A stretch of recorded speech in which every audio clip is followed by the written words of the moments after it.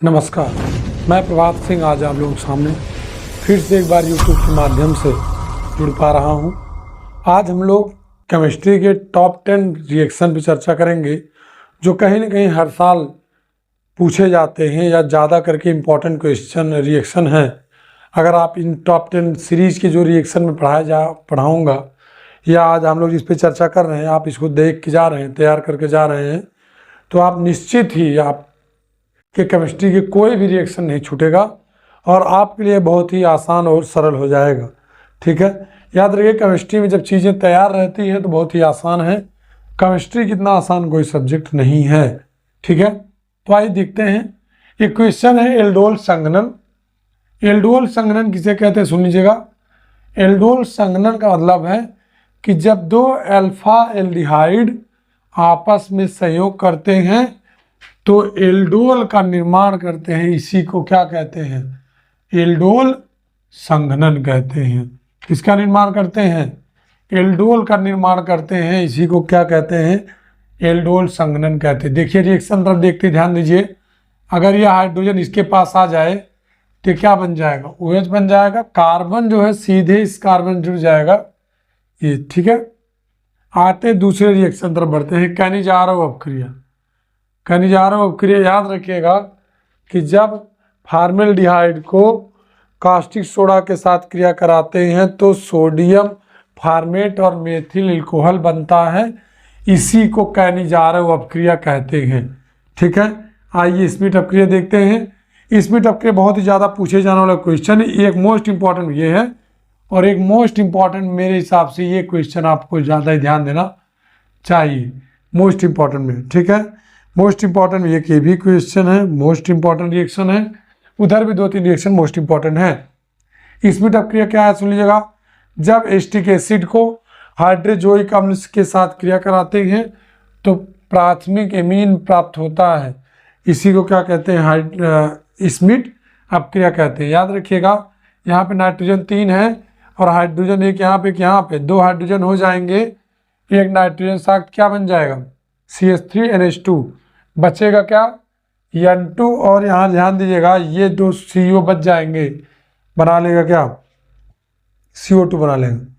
अब बात करें एस्टल्डिहाइड से एसीटोन का। याद रखिएगा एस्टल्डिहाइड से एसीटोन बनाने की जो विधि है, याद रखिए एसिटल नाम अगर दे रहा है, एस्टी कम दे रहा है, एस्टल दे रहा है, तो वहाँ पे याद रखिएगा CH3CO शुरुआत होती है।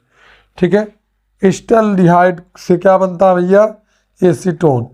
तो जब एस्टल्डिहाइड को फेलिंग विलयन के साथ क्रिया कराते हैं तो याद रखिएगा, मैं बार बार कह रहा हूँ कि फेलिंग विलयन कहते किसे हैं? तो CuO को फेलिंग विलयन कहते हैं। और टालेन अपकर्मक किसे कहते हैं? टालेन अपकर्मक याद रखिएगा अभिकर्मक कहते हैं Ag2O को।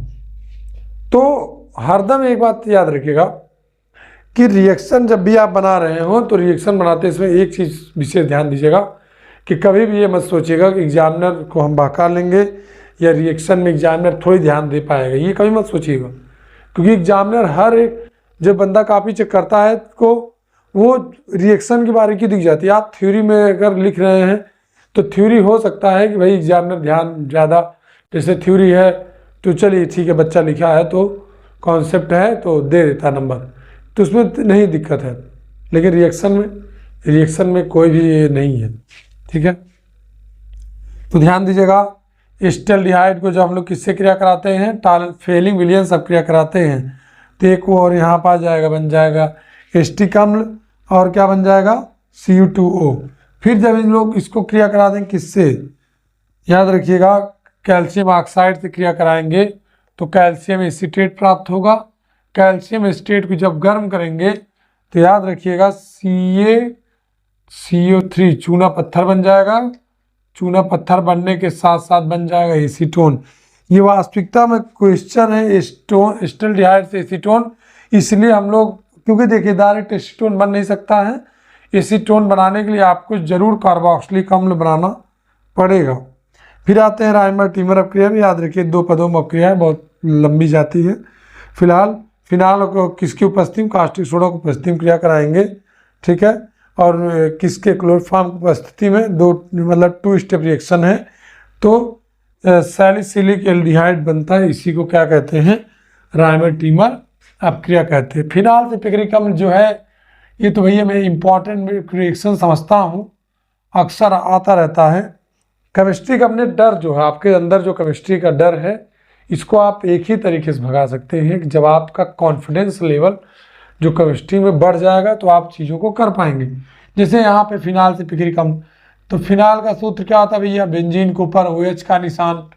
तो जब बेंजीन के ऊपर OH का निशान लगा दिए हो तो याद रखिएगा बेंजीन के ऊपर OH का निशान, फिर क्रिया करा देंगे नाइट्रिक अम्ल से, 3 अणु नाइट्रिक अम्ल से क्रिया कराएंगे तो याद रखिए बेंजीन पे 3 जगह पर क्या जुड़ जाएगा भैया, NO2।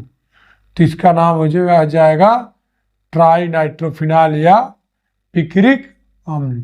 पिक्रिक अम्ल बहुत ज़्यादा पूछता है, ठीक है। बात करते हैं फिनाल से बेंजीन, तो याद रखिए फिनाल का सूत्र तो आपको पता ही होगा, ये है भैया फिनाल। अब बेंजीन का सूत्र भी आप पता होगा, C6H6। अब कुछ भी करके हमें ऑक्सीजन गायब करना, हम जिंक को लाएंगे और जिंक का ऑक्साइड बन जाएगा, रिएक्शन बन गया, ठीक है। विलियमसन ईथर संश्लेषण, ईथर आप लोग जानते ही होंगे। ईथर जब किसी भी ऑक्सीजन से 2 एल्किल समूह जुड़ जाता है उसे ईथर कहते हैं। ईथर 2 प्रकार के होते हैं, सम्मित ईथर और असम्मित ईथर। कीटोन में भी आप जानते होंगे कि जब किसी कार्बोनिल समूह से एक एल्किल समूह मतलब 2 एल्किल समूह जुड़ जाए तो उसे कीटोन कहते हैं, और एक हाइड्रोजन और एक एल्किल समूह या दोनों हाइड्रोजन जुड़ जाए उसे एल्डिहाइड कहते हैं। तो यहाँ पे याद रखिएगा ईथर संश्लेषण कैसे हो पाएगा कि जब हम लोग सोडियम मतलब सोडियम एल्का ऑक्साइड को जब किससे क्रिया कराएंगे, हेलो एल्केन से क्रिया कराएंगे तो ईथर बनता है। इसी अपक्रिया को कहते हैं ईथर विलियमसन संश्लेषण। ये भी इंपॉर्टेंट रिएक्शन मान सकते हो भैया, इससे क्वेश्चन फंस सकते हैं। आइए फ्रीडल क्राफ्ट अपक्रिया, फ्रीडल क्राफ्ट अपक्रिया याद रखिएगा।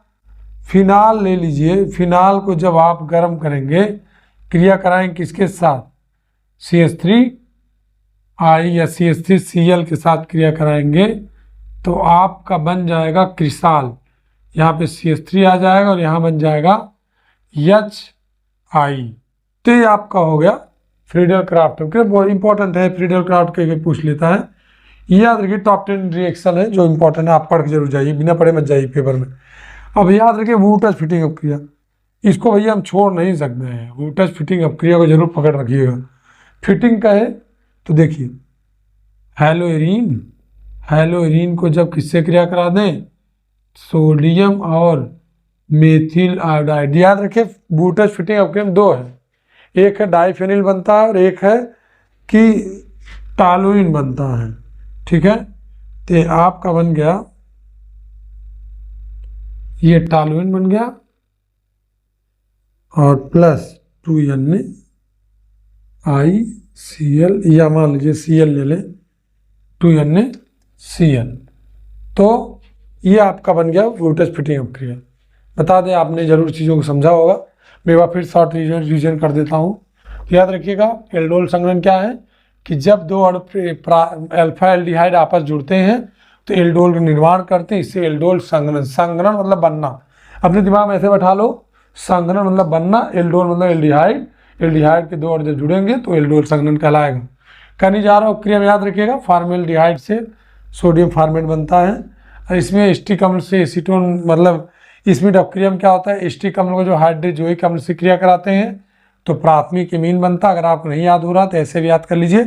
इसमें अपक्रिया क्या बनाती है, प्राथमिक एमीन, ठीक है। तो प्राथमिक एमीन बनाती है, दिमाग में से रखिएगा।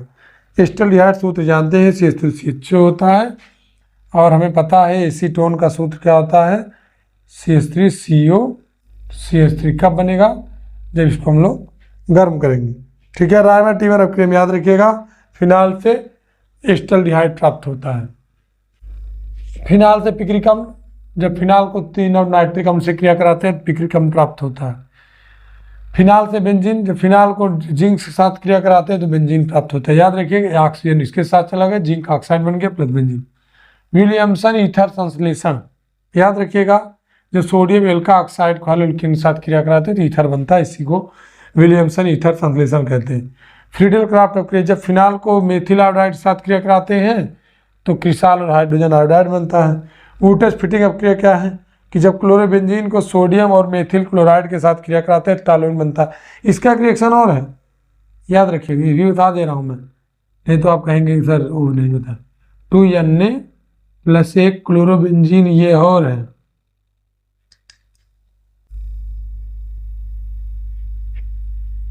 तो ये बन जाएगा डाइफेनिल, ठीक है, और प्लस 2NaCl, ठीक है। इसी प्रकार वीडियो के लिए आप जुड़े रहें हमारे चैनल से।